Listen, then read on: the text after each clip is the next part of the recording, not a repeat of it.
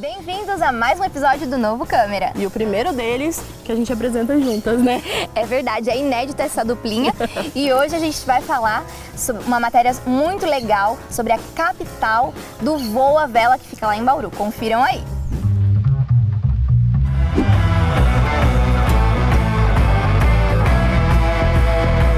Bem-vindo a todos aqui no Aeroclube, né? A história do Aeroclube, esse ano está fazendo 80 anos, né? De história, né? Na aviação. E o pessoal está passando aí com os planadores porque vão voar já já. E nós vamos lá na cabeceira acompanhar esses voos com eles.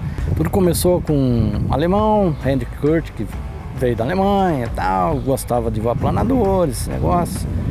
E achou que o clima aqui em Bauru, desde aquela época, era legal, era bom para planadores, e começou a desenvolver esse tipo de aviação aqui no Aeroclube, né? E hoje, são 80 anos de histórias, nós temos operacional hoje em torno de 11 planadores em condições de voos, né? Temos também uma frota de 8 aviões também na nossa escola de pilotagem de aviação. Ainda é considerada a capital do voo à vela, né?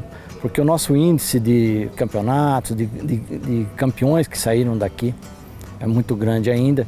E esses pilotos que formaram aqui, se formam aqui ainda, muitos pilotos, conseguem ter o profissionalismo na aviação comercial. Então você sai daqui, você faz a nossa escola e consegue voar no mundo inteiro uma aviação comercial, aviação executiva, né? Então a nossa escola é muito bem vista por esse fato. Os instrutores são muito bons, né? Tanto na parte teórica como na parte prática. E então o Aeroclube, nós temos uma história muito bonita, né? Então agradeço vocês virem aqui conhecer, né? E vamos conversando. Esse inverno que nós passamos praticamente aqui, nós vamos bastante, por incrível que pareça. No inverno, até para planadores, é muito difícil, porque você vai falar, o tempo é frio e tal, mas acabamos não tendo do frio, né? Tivemos pouquíssimos dias de frio, mas os outros dias compensaram, então o pessoal voou muito. Então, você vê, o clima é muito bom, você acaba otimizando os voos praticamente o ano inteiro, né? Você vai começar com esse planador que está atrás de nós aqui, aqui atrás. Esse planador que está atrás de nós aqui é um planador básico para instrução. São 2 lugares, é onde você começa. Desde a parte teórica, que você vai fazer um briefing, né, no chão, com o instrutor, tudo como funciona, todo o mecanismo de voo dele. Depois você vai começar a voar nele, né? Você vai fazer vários voos nesse planador. Aí você vai para o solo. O que é o voo solo? É o voo quando você vai voar sozinho. O instrutor chega para você e fala, não, agora é com você. Você vai decolar e trazer esse planador de volta sozinho. Esse é o auge da pilotagem, né? Depois desse planador, você vai fazer algumas horas ainda sozinho nesse planador. Depois você vai partir para um outro tipo de planador que é só para um lugar. Depois a gente vai ver um por um. Você acaba uma escala. Cada planador você vai ter que ter um tempo nele. Você vai voar um determinado número de horas nesse planador e você vai subindo de escala. Cada planador tem uma performance, né? Até você chegar num de alto rendimento, que você faz navegação de 300, 400 quilômetros. Então, quando você chega nesse nível de planador, você já está com alto índice de instrução, aí você já vai partir para os campeonatos. E é onde que Bauru foi muito bem visto, tivemos vários campeões exatamente disso. O pessoal passou todo um sequenciamento nos planadores até chegar no planador de alto rendimento, alta performance, e é aí que você disputa os campeonatos.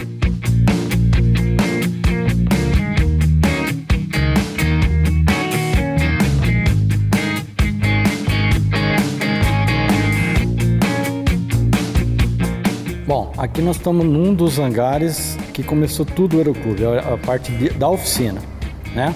Nós estamos com manutenção de planadores, está na fase de pintura, depois nós vamos montar, que a fuselagem está ali.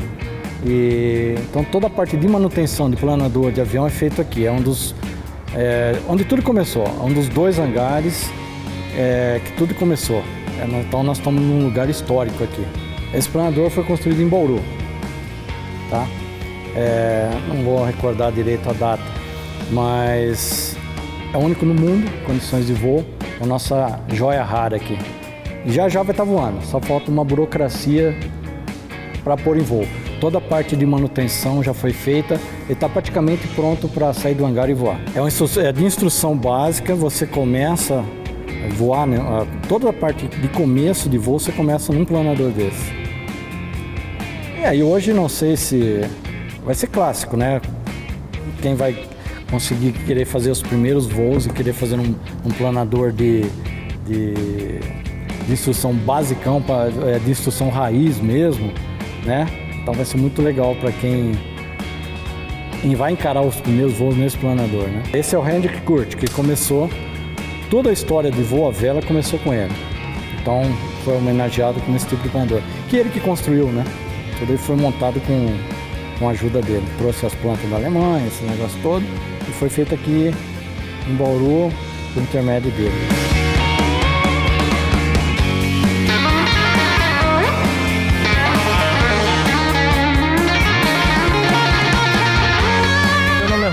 Sou instrutor de voo aqui do Aeroclube de Bauru e a gente está aqui hoje na pista dando início à operação com planadores. Todos os planadores já estão posicionados aqui. Esse planador é o planador de instrução primária do Aeroclube, tá? Então onde a gente faz voos panorâmicos, voos de instrução com o aluno. Atrás aqui a gente pode ver a aeronave rebocadora, ela puxa a gente até 600 metros de altura e após isso a gente desliga o cabo de reboque e começa o voo à vela propriamente dito, né? É um voo como se fosse um voo de pássaro. A gente depende só de correntes térmicas de ar, não precisa de nenhum tipo de motor para o planador continuar voando, né? Então esse planador ele é de 2 lugares, tem 2 modalidades de voo, né? A de instrução e a de competição. Então a gente começa primeiro nesse planador, é um planador polonês de 2 assentos. O instrutor vai aqui atrás e o aluno na frente. Se for um voo panorâmico também, o Pax vai sentado aqui na frente.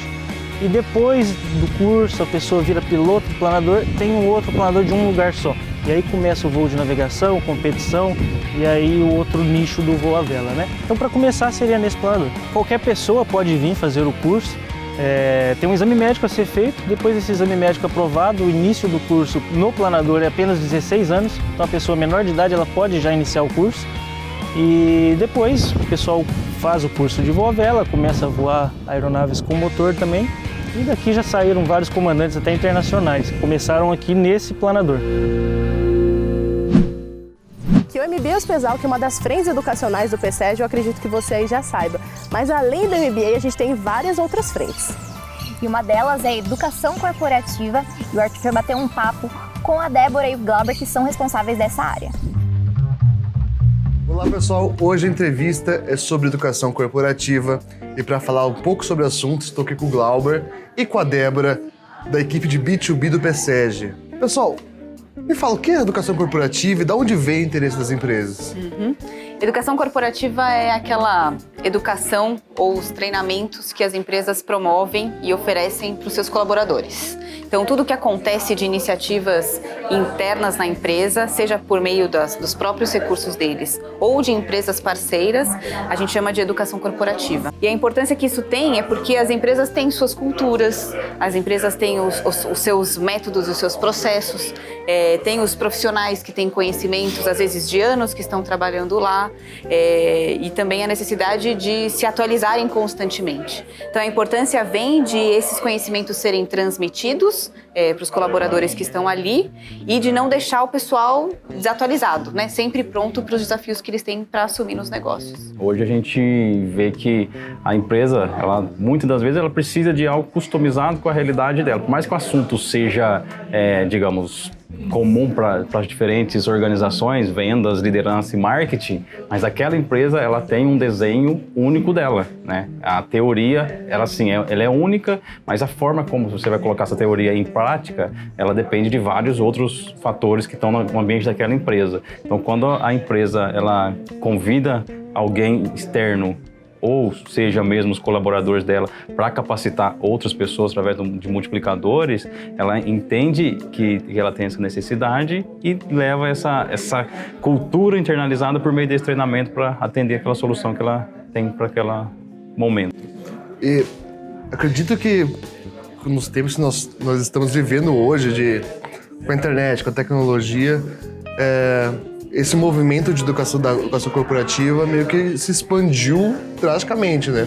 Sim, isso transcendeu, né, o aspecto do treinamento presencial, e só de contar com instituições parceiras para oferecer esses treinamentos, mas hoje ele vai muito de oferecer conteúdos de diferentes formatos, em diferentes momentos, visando sempre a atualização do colaborador. Então não é mais aquele treinamento específico de X horas numa sala de aula, com um determinado rol de pessoas que estão escaladas para aquele treinamento, mas a gente tem visto um movimento das organizações de estruturarem as suas chamadas universidades corporativas e de não só terem conhecimentos específicos e trilhas para cada uma das áreas, mas de oferecerem também conteúdos de absorção rápida, conteúdos disponíveis até no mercado, às vezes gratuitamente, mas para contribuir e colaborar com esse desenvolvimento constante das pessoas que estão ali. Hoje a gente vive em um mundo que a informação e o conteúdo está disperso pelos diferentes locais, né? Então você está em casa, você está aprendendo com seu filho, hora você ensina o seu filho, você está aprendendo com os colegas de trabalho num cafezinho, numa conversa, você vai praticar um esporte no final do dia, você aprende alguma coisa. Então assim, existem várias maneiras da gente estar aprendendo e levando uma informação, né? Então, tipo assim, o legal é a gente entender todo esse contexto cultural da empresa ou até mesmo da pessoa que vai ser treinada, né? Quais são as vias que ela recebe algum tipo de informação e ver qual que é a melhor solução para a gente levar algo customizado que aquela pessoa consiga aprender, né? Não adianta a gente levar um professor legal, o cara que você entende que é referência no assunto para um ambiente que a pessoa que vai ser treinada, ela não está aberta para receber e escutar aquilo. Então a gente mostrar para ela qual que é o propósito dela, entender qual que é o melhor caminho para que ela consiga aprender algo, seja por um vídeo, seja por to-do, fazendo ali, seja qual caminho for, algo que a gente consiga ser o mais assertivo possível para aquela pessoa ou para aquele grupo de pessoas, né? E o que o PSEG tem feito nessa área?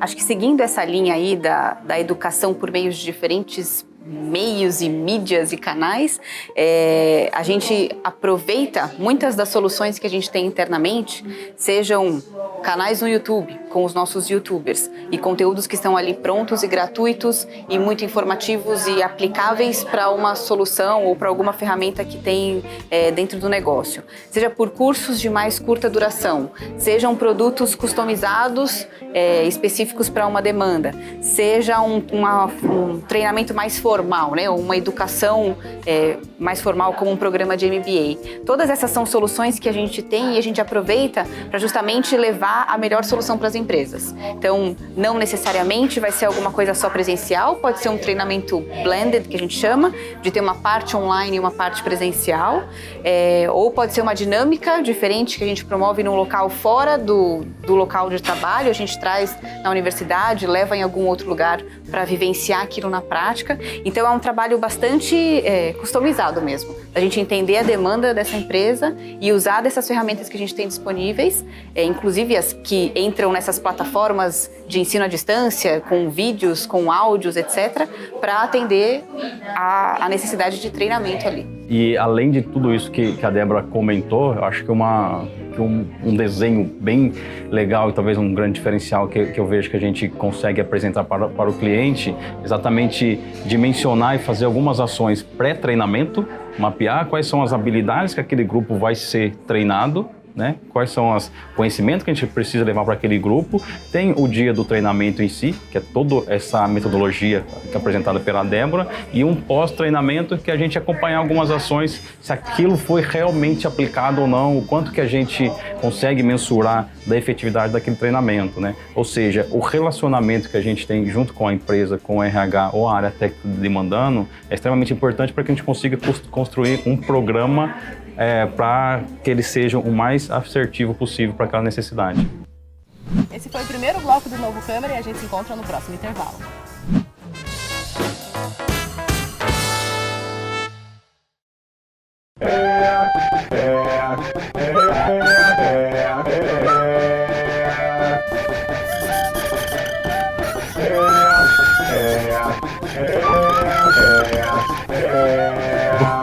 Oi, eu sou o Botão e esse é mais um vídeo do canal botando Excel. É ali que está a diferença, o uso do dia a dia da ferramenta. Ok? E aí o que aconteceu? Não aconteceu porra nenhuma. Ó, já tem a assinatura aqui do Laender, do Benito. Então vamos lá. Então, primeira coisa que você tem que aprender, olha o tratamento, botãozinho. Você está redondamente equivocado, errado. Aparece o concar e aparece o concatenar. O que elas fazem? A mesma merda. Sai dessa bosta de celular de dentro. Se você pôr a sua patinha e o mouse em cima, olha lá. Que bosta de explicação essa aí, você vai precisar assistir meu vídeo. Fez que nem a gente tinha ensaiado antes, poxa.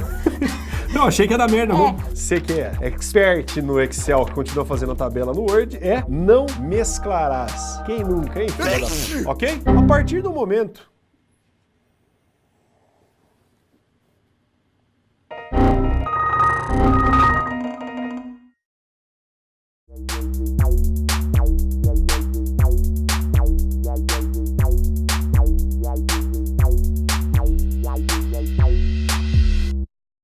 Toca o pau e vamos lá.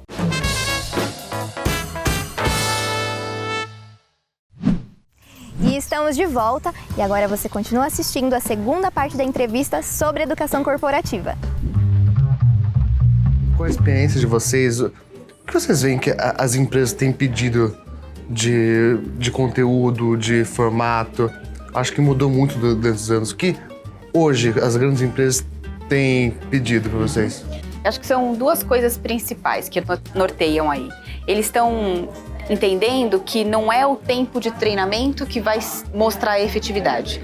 Eles estão entendendo que a objetividade, a coisa de mais curto prazo, de mais focado naquilo que se precisa, é mais interessante do que horas e horas de treinamento. E além disso, de eles conseguirem usar os seus próprios recursos, os seus próprios especialistas para treinarem e capacitarem outras pessoas internas. Então a gente já está desenvolvendo um modelo que a gente pode auxiliar as empresas em como formarem, como treinarem, como produzirem esse conteúdo, para eles também não perderem isso que já está dentro da empresa, que tem muito valor, para eles poderem utilizar isso de uma forma mais expressiva ali nas comunicações e nas atualizações deles. Até tem uma referência que ela falou até antes da gravação de live learning, que eu achei muito interessante, que realmente se encaixa dentro da empresa. As pessoas passar a vida inteira estudando e sempre atualizando, porque a formação, tudo muda muito, hoje está mudando muito rápido, né? Sim.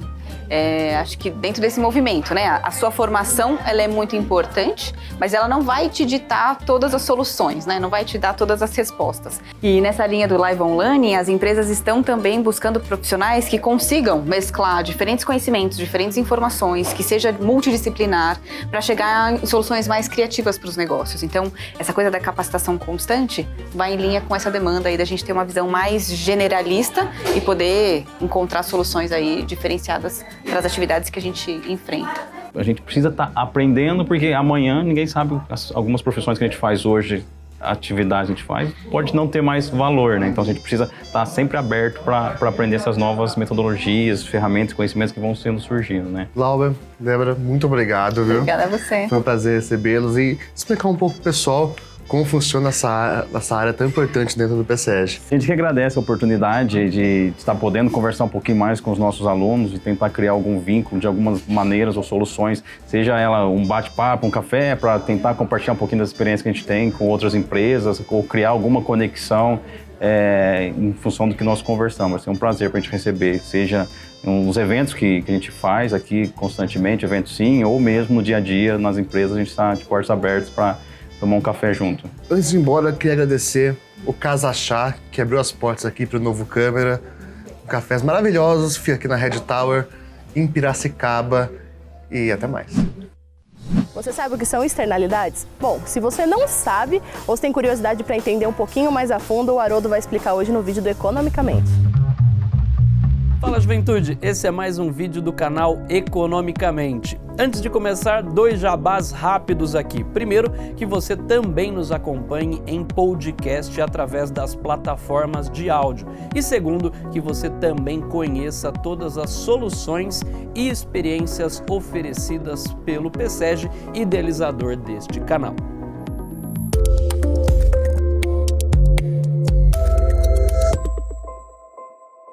Você provavelmente já deve ter ouvido algum economista falando sobre externalidades.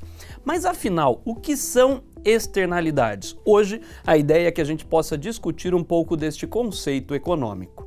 Atualmente no Brasil, nós estamos fazendo uma enorme discussão sobre queimadas, poluição, enfim. Estes são exemplos de como os economistas falam sempre sobre externalidades. Mas a externalidade, na prática, ela diz respeito a tudo aquilo que o consumo privado, o consumo ou a produção de um bem ou serviço, causa para toda a sociedade. Haroldo, mas que diabo significa isso? As externalidades, elas ocorrem quando a produção ou o consumo de um bem ou serviço afeta um terceiro que não está diretamente associado com o consumo ou a produção deste bem ou serviço. A principal característica das externalidades é que elas são valorizadas pelas pessoas, mas não são transacionadas no mercado. Haroldo, você está falando um economês que eu ainda não entendi que diabo significa esse negócio de externalidade.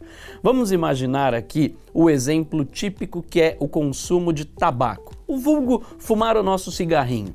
Quando uma pessoa fuma um cigarro, o benefício é apenas desta pessoa, mas quando ela está consumindo este cigarro, ela está causando um efeito, um impacto para terceiros. Seja, por exemplo, o impacto causado na saúde das pessoas que acabam sendo fumantes passivos, ou seja, que acabam sendo impactados pelo consumo de uma única pessoa. Apesar do meu exemplo aqui do cigarro, as externalidades elas podem ser positivas, como também podem ser negativas, ou seja, o consumo ou a produção de um bem, ela também pode ser benéfica para a sociedade, trazendo o que nós chamamos de externalidade positiva. Por outro lado, ela pode trazer um impacto negativo, neste caso, uma externalidade negativa. Em 1920, Arthur Pigou, um economista inglês, apresentou em seu livro uma das primeiras ideias sobre este conceito. Ele observou que as empresas perseguiam os seus próprios interesses e não levavam em consideração os custos externos, ou seja, os custos para a sociedade derivados da sua atividade econômica. Em outras palavras, as empresas não tinham estímulos para internalizar os custos sociais totais das suas ações, o que causava em economia e causa o que nós chamamos de perda de bem-estar, ou o vulgo peso morto. Pessoal, o que é interessante colocar aqui é o seguinte: como os consumidores e, do outro lado, os produtores não levam em consideração os custos externos das suas ações, o equilíbrio de mercado não é eficiente. Eu estou aqui dando o exemplo do Pigou, e ele mesmo em seu livro citou uma situação onde um empreiteiro construía uma fábrica no meio de um bairro. Quais são as externalidades, os custos sociais enfrentados pelos moradores deste bairro? Veja que a construção desta obra trará alguns impactos, seja poluição, seja congestionamento, seja ruídos e barulhos. Portanto, essas são as externalidades, estes são os custos sociais derivados desta obra. Veja que custo social que eu estou chamando de custo externo. Aliás, até para melhorar essa nossa definição, o que é um custo social? O custo social, ele é a soma dos custos privados, ou seja, o custo assumido pelos indivíduos, e o custo assumido pela sociedade, ou seja, os custos externos. Portanto, o custo total de se produzir um bem ou serviço é a soma do custo privado mais a soma do custo externo. Vou dar um outro exemplo aqui para vocês. Um exemplo até mesmo típico de externalidade é o consumo de álcool ou de bebidas alcoólicas. Quando o indivíduo ingere bebida alcoólica, veja que o consumo pelo indivíduo causa um impacto para as demais pessoas. Mas quais são esses impactos? Veja que uma pessoa bêbada no trânsito pode causar um impacto severo para os pedestres ou até mesmo para a saúde pública, se for uma pessoa que tiver cirrose ou até mesmo doenças derivadas do alcoolismo.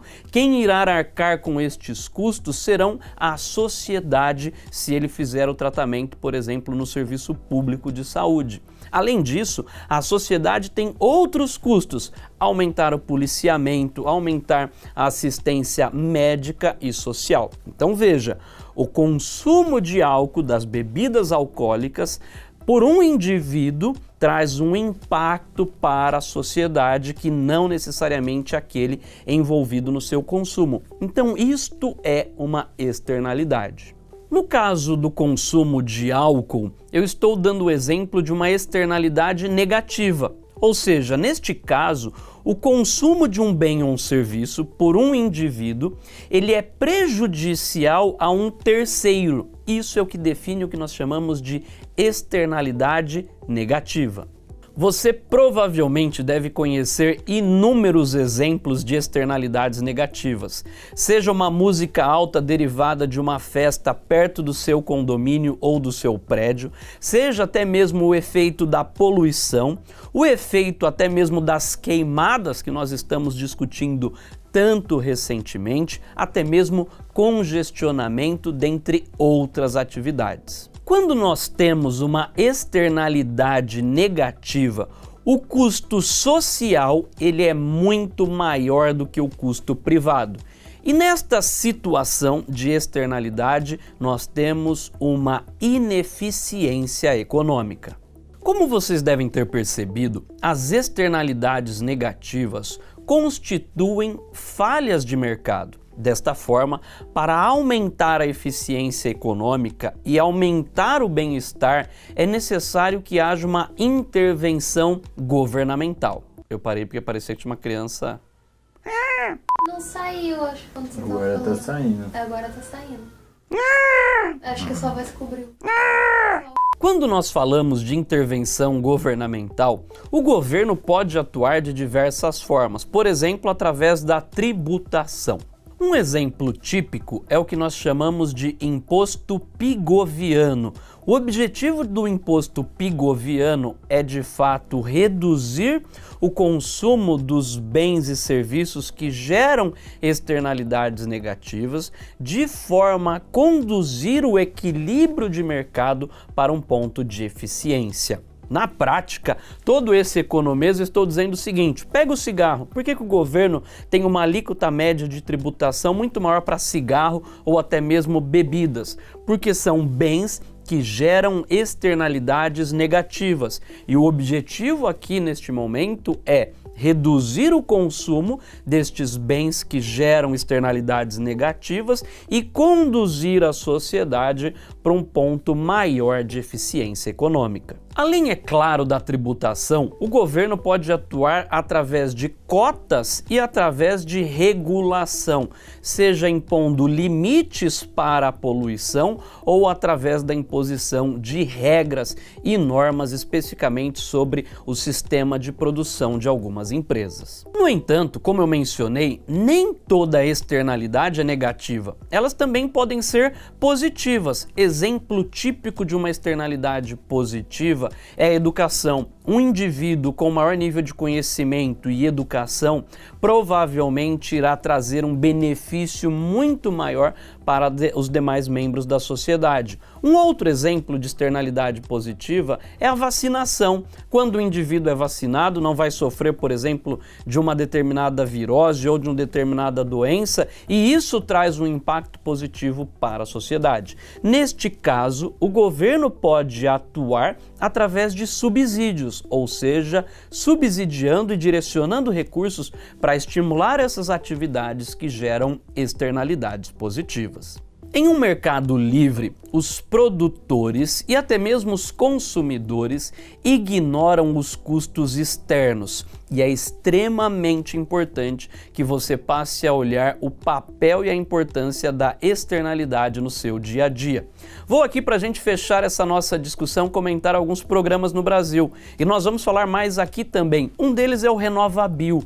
Ele é um programa justamente para estimular a produção de biocombustível.